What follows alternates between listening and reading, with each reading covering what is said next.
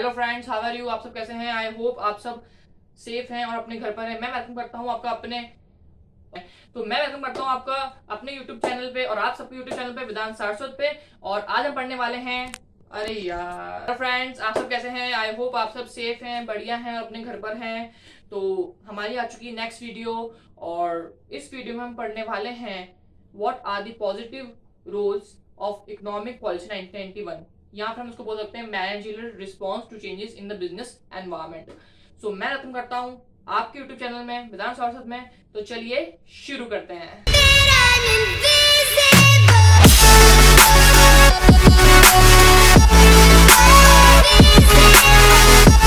Okay friends, तो आज हम पढ़ने वाले हैं managerial response to changes in the business environment. यहाँ हम इसको बोल सकते हैं कि पॉजिटिव रोल क्या रहा बिजनेस उसका 1991 में जो इकोनॉमिक पॉलिसी आई थी उसका पॉजिटिव रोल क्या रहा। तो हम पढ़ने वाले हैं, बहुत शॉर्ट टॉपिक है, आपके बहुत जल्दी समझ में हो जाएगा, जल्दी समझ में आ जाएगा। और चलिए शुरू करते हैं। ओके फ्रेंड्स, देखो यहाँ पे हम बात करते हैं कि जो पहला जो इकोनॉमिक पॉलिसी आई थी उसका जो बेसिक और उसका जो पॉजिटिव रोल था वो क्या रहा, हो रहा डाइवर्सिफिकेशन। डाइवर्सिफिकेशन किस चीज का? फर्स्ट पॉइंट है डाइवर्सिफिकेशन का होता है डाइवर्सिफाई। डाइवर्सिफाई मतलब कि जैसे कि अपने किसी चीज को एक्सपेंड करना या बिजनेस को बढ़ाना। तो हुआ क्या कि like when 1990 policy Kemps, like many companies, Voltas, LG, Samsung, Reliance, many industries and many other business, big enterprises and departments diversify their activity by adding more products. By adding more products means diversifying, जिसका first point है उसका simple सा मतलब ये है कि हमें नाम से चल रहा है डाइवर्सिफाई मतलब एक्सपेंड करना। तो क्या वो जब 1991 के बाद जो पॉलिसी 1991 में जो पॉलिसी आई उसका पॉजिटिव इंपैक्ट क्या रहा, उसका फर्स्ट पॉइंट ये कि जैसे 1991 के पॉलिसी आई तो जितने बड़े बड़े एंटरप्राइज थे, जितनी बिग कंपनीज थी, जितनी बड़ी बड़ी अथॉरिटी इंडस्ट्री थी, उन्होंने अपने बिजनेस को एक्सपेंड करना स्टार्ट करा। आपको याद होगा तो हमने पढ़ा था कि लिबरलाइजेशन के अंदर हमने पढ़ा था कि आप अपने बिजनेस को एक्सपेंड कर सकते हैं, ठीक है, अपने हिसाब से उसको आप कांटेक्ट कर सकते हैं। तो इन लोगों ने अपने बिजनेस एक्सपेंड करने स्टार्ट करे और भी बहुत सारे प्रोडक्ट स्टार्ट करे और भी डीलिंग स्टार्ट करे। डाइवर्सिफाई डाइवर्सिफाई मतलब कि अपने जो जिस निश पे या फिर जिस जो इनकी जो काम था उससे और डाइवर्सिफाई करना स्टार्ट कर दिया, उसमें और प्रोडक्ट्स ऐड करना स्टार्ट कर दिया और ज्यादा अपने बिजनेस को एक्सपेंड कर दिया। ओके माय डियर फ्रेंड्स, देखो तो सेकंड पॉइंट है इसका जॉइंट वेंचर्स। जॉइंट वेंचर्स में कि जैसे मैं बताया कि जैसे कंपनी ने और बड़े बड़े प्रोडक्ट्स ऐड करना स्टार्ट करे, अलग अलग कंपनी के साथ काम करना स्टार्ट करे, तो जॉइंट वेंचर होने लग गए। जैसे कि आपने नाम सुना होगा Jaguar with Tata Motors, Honda with seal, Ford with Mahindra and Mahindra, Hindustan Motors with General Motors. तो सारे जॉइंट वेंचर। जॉइंट वेंचर मतलब ये हुआ कि जो दो कंपनी थी वो एक साथ आके काम करना स्टार्ट कर दिया। बिकॉज आप जब आप अपनी कंपनी को एक्सपेंड करते हैं तो आप उसमें अलग अलग एड प्रोडक्ट्स करते हैं, आप different different company joint venture करते हैं, सेमिनर होती है, तो इस कारण से डाइवर्सिफाई की बिजनेस बहुत फैला और जॉइंट वेंचर होने स्टार्ट हो गए। सो अब हम पढ़ते हैं हमारे next points. Okay my dear friends, तो अब हम पढ़ते हैं हमारे नेक्स्ट पॉइंट जो कि है brand building. Brand building, goodwill and image of a company has become important element for promotion of company. देखो डाइवर्सिफिकेशन पहले हमने पढ़ा, फिर हमने पढ़ा जॉइंट वेंचर। जब आप अपनी कंपनी को एक्सपेंड करते हैं, जब आप जॉइंट वेंचर करते हैं, ठीक है, उसके बाद आप जब न्यू टेक्निक्स लेकर आते हैं, बिकॉज जब 1991 के बाद जो पॉलिसी इंडिया में आई उसके बाद बहुत सारी कंपनी इंडिया में आई, तो आपको अपनी गुडविल, आपको अपनी इमेज और ब्रांड बिल्डिंग का भी बहुत इंपॉर्टेंट रोल होता है कि भाई आपको कितने लोग फॉलो कर रहे हैं, आपके प्रोडक्ट कितने लोग पसंद करते हैं। तो ब्रांड बिल्डिंग एक बहुत बड़ा पार्ट है और जब भी आपने बिजनेस को एक्सपेंड करते हैं तो ये बहुत इंपॉर्टेंट चीज है कि आपकी ब्रांड बिल्डिंग कैसी है, आपकी ब्रांड वैल्यू कैसी है। तो उसके लिए जब ये हुआ तब जो कंपनीज थी, बिकॉज बाहर से बहुत सारी कंपनियां इंडिया में आई तो इंडियन कंपटीशन भी बहुत ज्यादा बढ़ गया, तो इन कंपनी ने अपनी ब्रांड बिल्डिंग स्टार्ट कर दी। इन्होंने एक लार्ज अमाउंट ऑफ मनी इस ब्रांड बिल्डिंग और अपनी गुडविल के अंदर खर्च करा, एक्सपेंड करा। और मेनली तो ये सबके लिए इंपॉर्टेंट है, बट जैसे जो कंज्यूमर ड्यूरेबल गुड्स होते हैं, प्रोडक्ट्स होते हैं, जैसे कि हमने बात कर ली यहाँ पे कि अपना ये हो गया सैमसंग हो गया, ठीक है, एलजी हो गया, सोनी हो गया।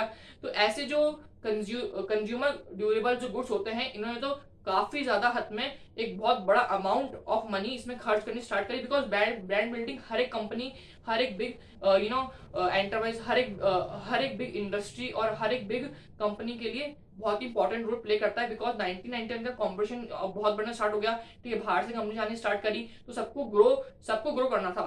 तो आपकी ब्रांड बिल्डिंग ऐसी बहुत ही इंपॉर्टेंट पार्ट होता है। तो brand building is must. Then हम पढ़ते हैं हमारा सेकंड पॉइंट, जो कि है latest technology. First mover advantage, companies trying to get latest technology first in their product. आपको याद होगा तो हमने इसी चैप्टर में पढ़ा कि फर्स्ट मूवर एडवांटेज, जब बहुत सारी कंपनियां बाहर से आनी स्टार्ट हुई, ठीक है, और जब वो कंपनियां आई तो वो बिकॉज वो कंपनियां टेक्नोलॉजी में साथ ले गई, ठीक है, इंडिया में कॉम्पिटिशन बढ़ गया, तो आपके लिए बहुत नेसेसरी हो जाता है कि जो भी कोई टेक्नोलॉजी आई है आप उसको जितना जल्दी अडॉप्ट कर लेंगे, ठीक है, आप जितना जल्दी अपनी कंपनी उस टेक्नोलॉजी को लाएंगे तो आपकी कंपनी ग्रोथ बहुत ज्यादा हो जाएगी। और स्पेशली ये उन सेक्टर्स में जैसे आईटी सेक्टर्स हो गए, ठीक है, फोन मैन्युफैक्चरिंग कंपनीज हो गई, laptop, because IT technology, new technologies आई, उसको हमें जितना जल्दी अडॉप्ट कर लिया वो आपकी कंपनी के ग्रोथ के लिए बहुत ही एसेंशियल हो जाता है। ओके, सो ब्रांड, क्योंकि जो डाइवर्सिफाई हमने पढ़ा जॉइंट वेंचर, हमने पढ़ा ब्रांड बिल्डिंग, तो टेक्नोलॉजी भी बहुत इंपॉर्टेंट रोल प्ले करती है। बिकॉज 1990 का जब बाहर से कंपनीज आई और हमारे इंडिया में हमने इकोनॉमी को बूस्ट हुआ तो टेक्नोलॉजी भी डेफिनेटली इंक्रीज हुई। तो जो इतना जल्दी उस टेक्नोलॉजी को अडॉप्ट कर लेता है, तो हमने पढ़ा कि फर्स्ट मूवर एडवांटेज, तो जितनी जल्दी जो नई चीज को या उस चीज को अडॉप्ट करता है उसकी उतनी ग्रोथ ज्यादा होती है और वो उसके लिए बहुत ज्यादा फायदेमंद होता है। तो ये था latest technology, latest modern methods, ठीक है, बिजनेस मॉडर्न ट्रिक्स, ठीक है, लेटेस्ट ट्रिक्स, साइंटिफिक मेथड, सारे मेथड्स जितने भी जो आपकी ग्रोथ में एसेंशियल है उनको आपको अडॉप्ट करना। सो आई होप आपके समझ में आ गया होगा। तो अब हम पढ़ते हैं हमारे नेक्स्ट पॉइंट। ओके फ्रेंड्स, तो अब हमारा लास्ट पॉइंट है जो कि है इम्प्रूव्ड कंपनसेशन लेवल्स। देखते हैं क्या है। With the entry of the MNCs and other multinational companies, lot of the changes seen in the salary packages of all employees. In managerial and technical services, starting salary packages for engineers and manager graduates rise significantly. Okay, so देखो improve compensation level हुआ। देखो जब बाहर से big companies आनी start हुई, ठीक है, आपकी ब्रांड बिल्डिंग स्टार्ट हुई, आपको एक अच्छा खासा मार्केट मिल गया, ठीक है, और तो उसके उसके उसके बाद जो सैलरी थी वो भी बहुत हाई थी। बिकॉज बाहर से जब कंपनी आती है तो उसका एक अलग लेवल होता है। बिकॉज एमएनसीज बाहर की कंपनी होती है, मल्टीनेशनल कंपनीज, एंड उसके बाद जब आपको डाइवर्सिफाई होने लगा, जब बिग बिग कंपनी जब अदर कंपनीज बाहर से आने लगी और आपकी जो इकोनॉमी थी उसको बूस्ट मिला, ठीक है, तो ज्यादा एम्प्लॉयमेंट बढ़ा, और एम्प्लॉयमेंट बढ़ा तो डेफिनेटली पैकेजेस भी हाई हुए, और जब पैकेजेस हाई हुए तो एक अच्छा लिविंग स्टैंडर्ड मिला, खासकर मैनेजरियल एंड जो इंजीनियर्स एंड टेक्निकल फील्ड्स के जो लोग थे उनको, अच्छी ग्रेजुएट्स को एक राइजिंग सैलरी मिलनी स्टार्ट हो गई। सो ये था हमारा पॉइंट की इंप्रूवमेंट इन कंपनसेशन लेवल्स की। जो कंपनसेशन लेवल्स जो सैलरी थी वो बहुत इंप्रूव हुई। एंड नेचुरल सी बात है कि जब बाहर से कंपनी आती हैं, ठीक है, और जब आपकी इंडिया की इकोनॉमी को बूस्ट मिलता है, ठीक है, जब न्यू न्यू टेक्नोलॉजी आती है, न्यू बिजनेस आते हैं, तो डेफिनेटली एम्प्लॉयमेंट बढ़ता ही है, ठीक है, तो अभी पैसे भी आपको अच्छा खासा, कंपनसेशन लेवल आपको अच्छा खासा मिलता है। एंड तो ये सारे पॉइंट्स। एंड इसके अंदर लास्ट एक पॉइंट में और इसमें होता है कि कस्टमर सर्विस एंड प्रोवाइड। तो जब जो इकोनॉमिक पॉलिसी 1991 आई तो उसका जो कस्टमर सर्विस थी, बिकॉज कस्टमर आपको टारगेट होता है, तो कस्टमर को टारगेट थी कस्टमर सर्विस अच्छी उनको प्रोवाइड करनी थी, ठीक है, गोल ओरिएंटेड थी, एंड 24/7 कस्टमर सर्विस प्रोवाइड करते थे। बिकॉज उनको कस्टमर्स चाहिए थे और कस्टमर्स टारगेट थे कंपनीज के, तो कस्टमर्स को 24/7 कस्टमर सर्विस प्रोवाइड करने लगे कंपनियां। तो कस्टमर एक बहुत बड़ा फोकस था, कस्टमर फोकस।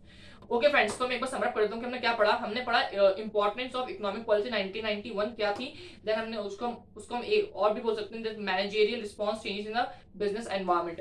हमने सबसे पहले पढ़ा diversification means expansion of your business, आपके बिजनेस को एक्सपेंड करना, डाइवर्सिफाई करना, ठीक है, और उसको अलग अलग दूर दराज के शहर में वहां तक जाना, बल्कि अपने बिजनेस को एक्सपेंड करना, डाइवर्सिफिकेशन। देन हमने सेकंड पढ़ा जॉइंट वेंचर्स, जिसका हमने पढ़ा दो कंपनियां जॉइंट वेंचर, जैसे कि Ford with Mahindra and Mahindra, ठीक है, Hindustan Motors with General Motors, ठीक है। देन हमने बात करी ब्रांड बिल्डिंग की, गुडविल की, इमेज की, because if you expand your business that required what is your brand value.